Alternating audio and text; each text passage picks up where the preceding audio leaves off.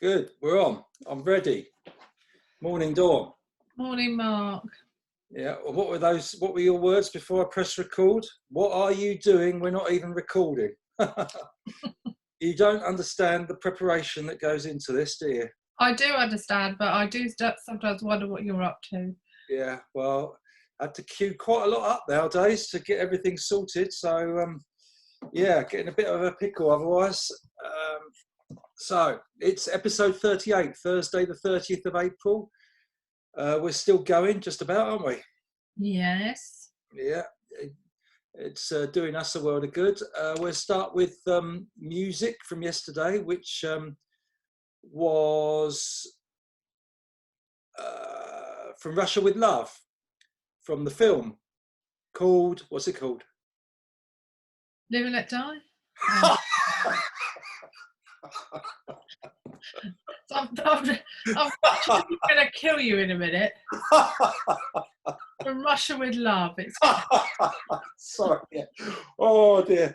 Okay, what a great start. I was up in the bedroom thinking, I always worry about this, and hopefully it'll be as entertaining each day. And I think, how are we going to keep this going and keep it going? But you never know. I think with Dawn on show, you never know what to expect. So that's brilliant. Well done.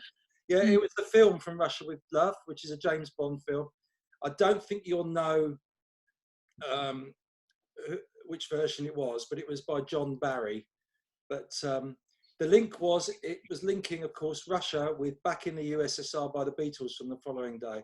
And big up for Alan Buckle, he was in pretty quick to get it. And today's music coming up, again, guess the music, but also you've got to guess the link to yesterday's. So just bear with me a second, hopefully you can hear it. Oh, come on, phone. Right. I'll get lost. Look, I'll get lost. I'll get lost. I'd do anything for you, dear. Anything for you.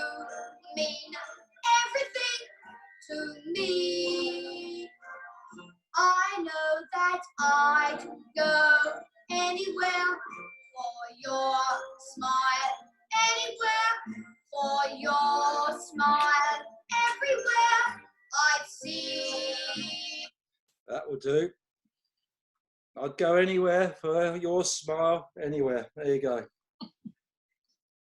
Good. So that's the challenge. Got to get the connection between the two. And we've got a sponsors section here linked with the photo because we're trying to do a little bit of good for anybody who wants it. And a few people have been hit by the current situation, but are diversifying. And we've got this man who also gives quite a bit of feedback on the video cast. So we're going to bring a picture of Jem Cricker. Here's Jem. Very nice man. You can see him with his Mockefeller van or mobile behind him, often seen around Tunbridge, selling coffee, other hot drinks and snacks at various events. Not only has he been hit by the current situation, but of course the flooding in Tunbridge Park had a massive effect on him as well. But he's plugging away, and he's supplying home delivery coffee in the area, isn't he? He is. I buy coffee beans because I've got a coffee machine, which is one of my good little gadgets that I love. Just a little pun there. And he also does ground coffee. He's doing the little ones that you slot into the machines, and also I think he's selling hot chocolate as well. So yeah, give him a shout. He's got a Facebook page, and then he'll contact you with a delivery and how to pay. Excellent. And you ordered a couple of bags, didn't you, yesterday? I had a couple of bags of beans delivered and a little bag of ground coffee for your mum to try. Yeah. I can't. I'm a bit of a letdown to Jem because I'm a. You're an instant man because you can't be bothered. You have. I mean, we've had the coffee machine installed for 8 years now, and you still cannot use it. No. A teaspoonful of Nescafé and half a spoon of sugar, and I'm away. You're the biggest letdown I know. not going to keep Jem in business, unfortunately. But anyway, I will here by plugging him here. We've also got a couple of gardeners, haven't we, who have got some extra capacity. Really, really good. If anyone, they've lost a big customer, so anyone has got a decent sized garden that needs tidying up. Very good. They came yesterday. I weed a little bit, and I do the borders, etc., etc. But they help me with the big stuff like shifting the dirt. I buy topsoil and mushroom compost, and so next month we've got some mushroom compost, and these lads, they just move it so much quicker than I would, so it's brilliant. Yeah, or I would, yeah. Good. They do lawn bit of lawn When have you been out shoveling, man? They do a bit of lawn management. I'm writing a book, got more important things to do. Right, feedback. We had Angie Crush, who I was quite touched. She sent a photograph of not only a birthday cake she did for her daughter, but also a tree they did to have an indoor birthday celebrations without any friends yesterday. So that was really nice. But happy birthday to Amber. Happy birthday, Amber. Feels like a proper radio show now, getting birthday. And Angie's request. I don't know what's wrong with our viewers. When we ask for gadgets and things that really transform their life, we're getting vegetable peelers and a bean slicer. I mean, yeah, they are very good though. They do, you used to spend hours slicing beans, and they just literally just pull it right through. So that's brilliant. I've actually used one. So I don't think I would have picked that as transforming my life, but that's because you don't cook. Each to their own. Yeah, yeah. We've got some great culinary people watching. I mean, I don't know why they're watching me, because I'm not going to get watching you, I think. I don't know. A bit of a failure on the Pete Mason haircut and photo front. No, hold on a second. I don't think it was a failure. I think it was a change of heart. Although it is quite funny to take a photograph of somebody there, but if you know them, you really do feel for them as well. So, and he wasn't happy with his haircut, and he didn't talk to Louise for the rest of the day. So he obviously was very upset, because Pete's pretty easygoing. So I agree with Gracia. I wouldn't want to take a photograph of him. I'll put a bounty on his head for the photo, but I think you should stop this right now. Otherwise, the next haircut that you have could be crazy. I think he saw through it. He said, I know, it'll be plastered all over Facebook, apparently. So he knows what we're all like. Anyway, poor old Pete. I think it's recovering anyway. It's growing a little bit, and he's tidied it up himself, bless him. I do feel for him. Yeah, no, I don't. Right. Hubert Bunce from Canada, another one. Grapefruit knife. Yes, I could understand why he'd like one of those. When did I last have a grapefruit? Some time ago, I think. Well, yeah. You're not a grapefruit man anyway, are you? This is more like it. This is more up my street. Barry Royden. Sky Plus is his best gadget in his life. Oh, did you mention, the iPad stand, or did you do that? You did that yesterday because you thought it was just to show a bunch of flowers, didn't you? Yeah. That made me laugh. Now, Graham Saker's jumped the gun a bit. We haven't even started this section about old school reports, but could imagine Graham listening to us yesterday and then beavering away in all these boxes to find a school report. I had a quick look. It wasn't too bad for a 10-year-old in 1972. Needs constant pushing, though, before he will do any work. So that's changed, Graham, in the last 40 years. I can sum mine up quite easily. If she stopped talking, she might learn something. Oh, really? Well, on that, I was listening to a podcast yesterday. Again, don't tell me the score, with somebody you and I would never have heard of, Ben Hunt Davis. Heard of him? No. Well, he's an Olympic rowing gold medalist in the Great Britain Eights a couple of Olympics ago, and helped write a book called will it make the boat go faster? And it's a great interview on Don't Tell Me the Score, not just about sport, but about life. So there's a recommendation for anybody. As I really wasn't going to listen to it, but I gave it a go, and it crystallized quite a few good thoughts that I've seen work over the years. So very, very good, that one. I enjoyed that one. You won't bother listening to it, and a lot of people won't, but if one person benefits. Well, I don't forget, I am quite busy anyway. I'm sort of like reflecting on how busy and how I go about life normally. And I'm thinking, now that is exactly what he's talking about. Maybe I should listen to it. Yeah, because being busy is fine. Don't wave your pen around. Stop it. You're going to listen to me. I will. Being busy is fine, but what you're doing, is it going to make your boat, as a metaphor, go faster? No. There you go. It brings to the front those things, makes you reflect on all the things you do. You have your crazy goal in life or in sport or whatever, and you have other processes in the way to getting there, and each one you look at and you say, will this make my boat go faster?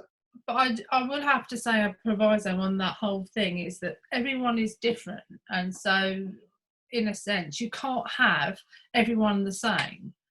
No, but it might be like today, right? You're going to start your day and you're going to go out there, having stopped talking to me and taking the inspiration from me, you're going to go out there and you've got a choice. Your goal for the day might be just to have a really nice day. Okay, so what you do to finish the day and say, I had a really nice day, what have you got to do to make that boat go faster, i.e. contribute to you having a good day? You're not going to go out there and have a row with somebody or anything like that, or get worked up. Or turn on Piers Morgan and get wound up by him. You're going to avoid that. You're going to take the dog for a walk.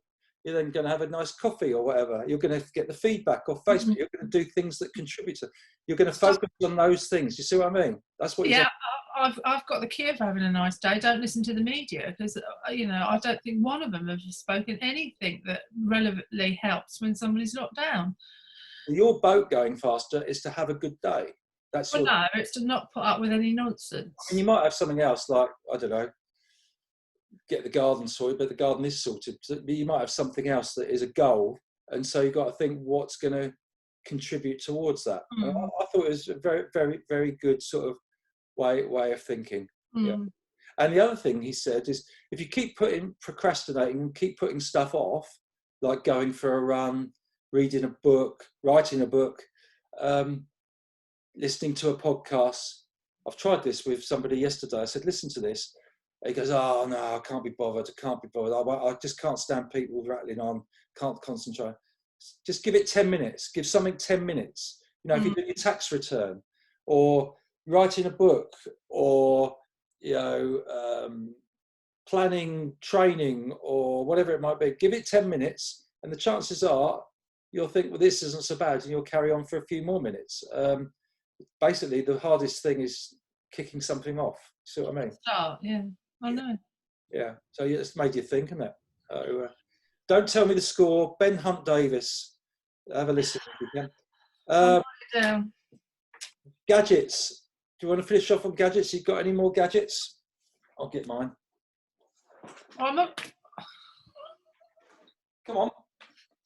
You go first, because I'm intrigued to think that you're actually going to show me it as the. Well, I'll show you. I do diversify a little bit. My Airhawk air compressor, quite noisy. Got various attachments, all right, for pumping up tyres, bike tyres, car tyres. You set the pressure and it goes to that level that you want. Particularly good with kids, blow up balls and things like that. I've just used it this morning. I had a new bubble thing for the children arrive, and it had a little pool and it needed blowing up, so I did that. Yeah, So if you've got loads of kids' bikes, particularly, it's a pain pumping up the tyres. I'm more into things that save time. I mean, that does, in the sense that, yeah, that does, in the sense that you're blowing up a lot. You're not sort of gone blue or red or, you know, fainted or had a headache afterwards. But my gadgets that I love are things like my coffee maker, which I absolutely do. You still don't know even how to use it, do you? And it's little things like that. But on the front of like most of the gadgets I use are to do with cooking, because I cook a lot. And so this one is like, normally you get a potato masher and you're mashing by hand. Well, this is very much like the lemon squeezer. You put the potato in and you squeeze it out and it comes out, and it's, you know, it's all mashed. And all you have to do is mix up your milk and your butter and you know, if you want to put a bit of pepper in or something like that. We need to see that rather than, you know, talk about it. I think we need to see it tomorrow. I'll bring it tomorrow, okay? People need specifics, you know. This is a... It's called a potato ricer. Right, okay. Well, this is a Airhawk Pro, right? So that's not... And the other thing is, got it here. I've got on eBay or somewhere, I've got a VHS recorder player, and then I got the connector to the Apple Mac to be able to transfer old VHS tapes into digital. And you're now into embarrassing your son and everyone else with old videos of him giving his great-granddad, it must have been his great-granddad, a cup of tea? Yeah, that's right. Yeah. Which you wouldn't know how to use, of course. So, as you... Well, you say that, but if your computer's not working, what do you do?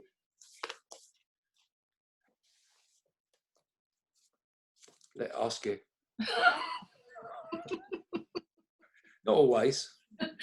Most of the time. And what did you do yesterday when the telly flickered? What did you do?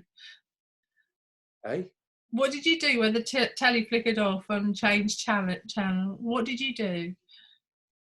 Yeah, shouted at you, thinking, what have you got the buttons? And what was I doing? Hoovering. And it couldn't possibly be connected with your television issue, could I?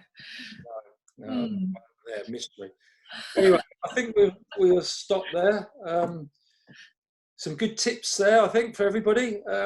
Keep your feedback coming on gadgets. We'll start having a little role and taking Graham's lead on the any good bits from old school reports. I'll dig mine out. Oh no. So all right then. I think I've got some around here, not just in my mum's attic.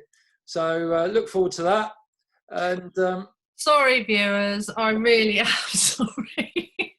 I think this episode's gone right downhill, I have to say, Mark. I'm not really sort of like, you know, I think banter would be the best thing to keep everyone going, as opposed to looking at your school report. We all know that you're an intelligent person. It's just that certain things let you down.